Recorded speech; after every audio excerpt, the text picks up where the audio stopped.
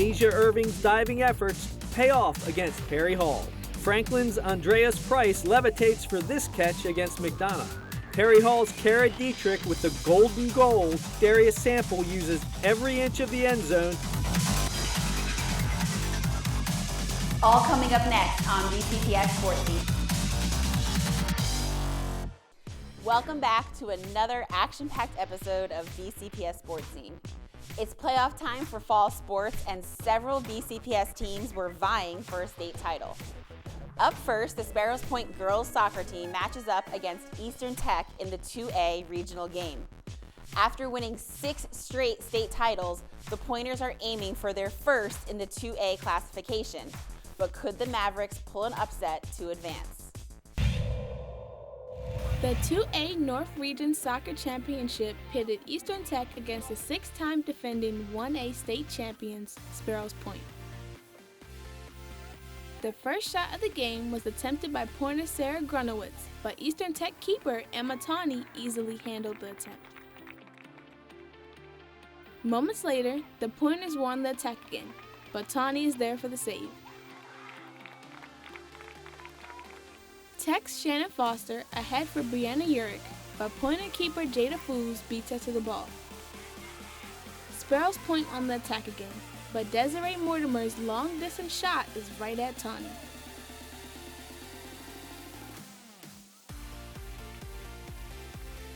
Eastern Tech's Emma Kohler from long distance, but Foos handles the tricky bounce. Eastern Tech tries to clear, but Elsa Turner intercepts and launches a strong attempt. But again, Tawney makes the save. Turner again from the wing, but her shot is gathered in by Tawney. Pointers continue to pressure. Grunowitz with another strike to the Tech keeper. At the other end, Emma Kohler with a good strike, but Foos is able to nudge it just wide. Turner ahead for Mortimer, but her strong shot is wide right. Then, Savannah Iacovelli creates a chance for Elena Jerome, but the shot just misses the top corner. By halftime, the score remains 0-0. Early in the second, Elena Jerome sets up Desiree Mortimer, but the shot is too far to the left. Then, Lacey Bell with a crossing attempt, but Tawney cuts it off. Pointer D trying to fend off the Tech attack, but Ainsley Plume's shot is caught by Foos.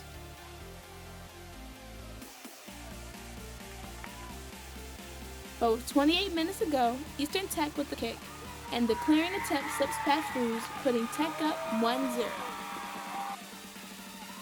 The Pointers tried hard for the equalizer, but came up empty as Tawney and the Tech defense held firm.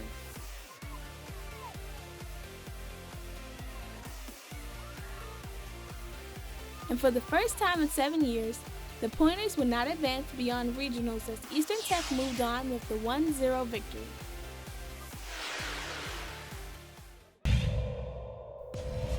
Wow, what a great game. With the win, Eastern Tech moved on to the quarterfinal round where they lost to Century by a score of 1-0.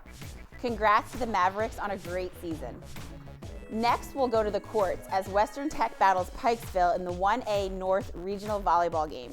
The Panthers stand in the way of the Wolverines, who are vying for their 3rd straight appearance in the Final Four.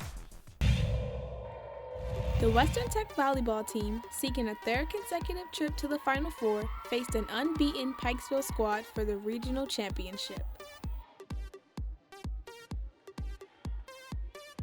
The Wolverines took an early 3-1 lead with Denisa Weaver serving.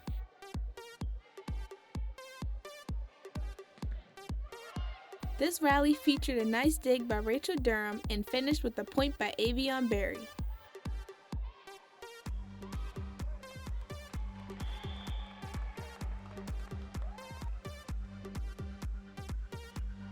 But Pikeville hung tough, here with the block point.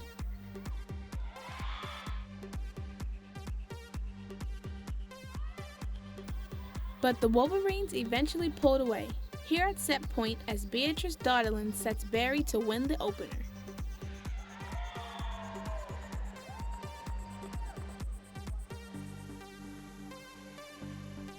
The Panthers got off to a better start in the second set, With Natasha Kravchenko serving, Pikeville rallied to force a Wolverine error as they jumped out to a 4-1 lead.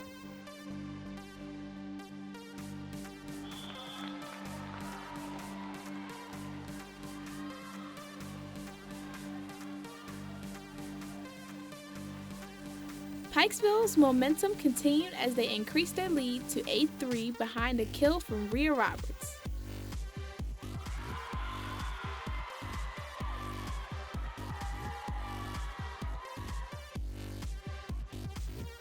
This rally produced a point for Pikeville that upped their lead to 17-10.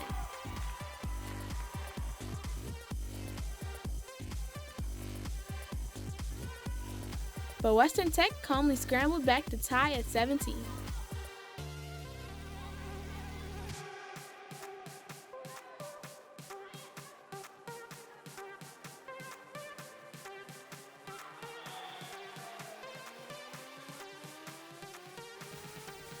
And when the set point dropped, the Wolverines had won the second set 25-19. Western Tech was in control of the third set from the start. A cross-court kill by Avion Berry helping them get to a 7-3 lead.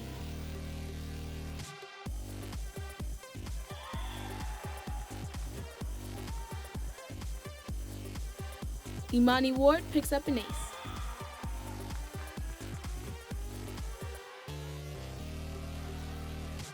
Rachel Durham hits through the Pikeville block.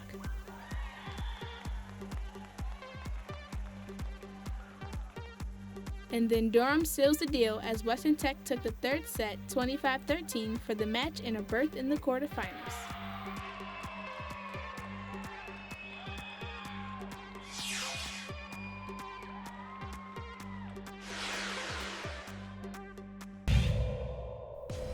Great win by the Wolverines, taking the match in 3 games. Parkville High usually isn't known for their powerhouse football team. However, head coach Justin Payne is trying to change that. This year is the best the team has done in the school's history. The Knights finished undefeated for the first time ever and are ready to bring that momentum into the postseason. The Parkville Knight football team ended the regular season undefeated, a first in the program's history. I mean, obviously, it's a great feeling for the community, the school, and the kids to be undefeated. I know they had a 9-1 team a few years back. So, I mean, it does bring a lot of excitement to the program and to the school. It's basically like breaking a record for real. You know, we made history.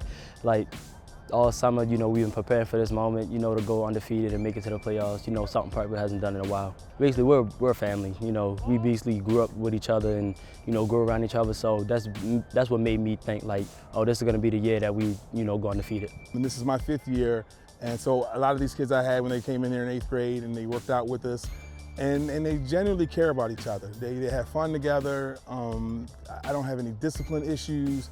They're coachable, and they're really likable kids inside and, you know, out on the field and in the classroom. Parkville runs the triple option, a complex offense that opponents don't see often at the high school level. We've been running the same offense since we were freshmen, so coming from freshman year to doing the same things for a whole 4 years, we know it now, like the back of our hands, so it's like we rarely make mistakes and all that, and we practice hard and we work hard in the off season and all that to get where we are now. We run a particular offense that not a lot of teams in the county run or in the state of Maryland. So when you've been doing that with the same guys for 3 and 4 years, you develop not only this bond on the field, you develop a bond outside. And I think that is the main thing. These kids really get along. They like being around each other. And you know, sometimes I say, I got to get away from you guys, but they really like being around each other. From the coaches to the players, all involved with the program are enjoying this year's ride. One of the things this year that's been really important to our success is my coaches. They've been great. These guys, I mean, they're there at every workout. They're meticulous about what they do. They study, they research, they film, and they care about these kids. We one team, we move together, we play together. My mindset going into Friday night is just execute, be disciplined, do what we gotta do. I feel like we have something, we living something like a legacy, leaving something to remember for our class and for this 2019 team. The Knights' first test in the tough 4A North playoffs was against Montgomery County's Wheaton High.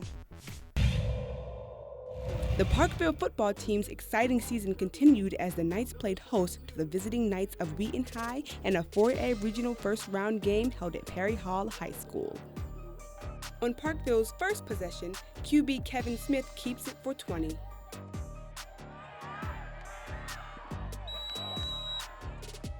But the Knights' drive would end on an incompletion in the end zone, giving Wheaton the ball.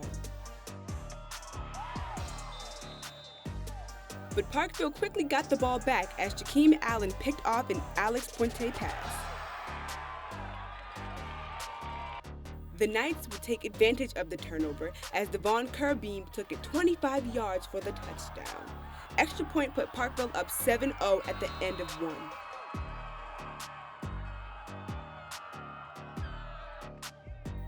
On Wheaton's next possession, Pikeville forces a fumble and Kerbeam recovers.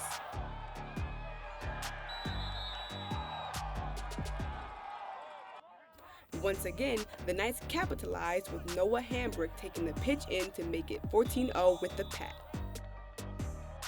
Wheaton's offense started to move on the next possession with Puente connecting with Miguel Duran-Diaz.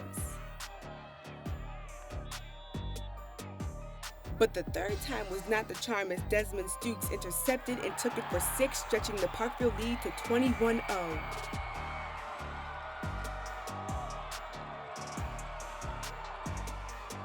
One of the few missteps on the night for Pikeville came when Wheaton picked off a screen from Smith. But Pikeville got the ball right back as Kerbeam outfought a Wheaton receiver for a pick at their own 40. On the next play, Kerbeam took it inside the Wheaton 10.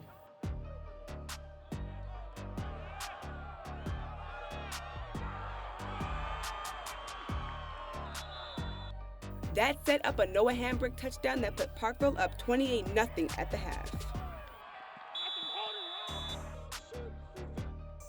Pikeville continued to dominate in the third quarter. Kevin Smith keeping it for the score, Knights up 35-0. Another Pikeville pick led to a Raymond Wood touchdown run as Pikeville moved on with a 49-0 win.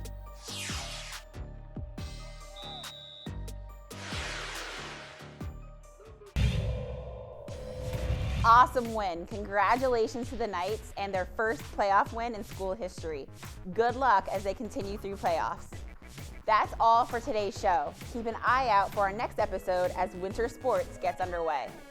As always, thanks for watching and make sure to follow us on Twitter at BCPS-Sports Scene for ongoing updates.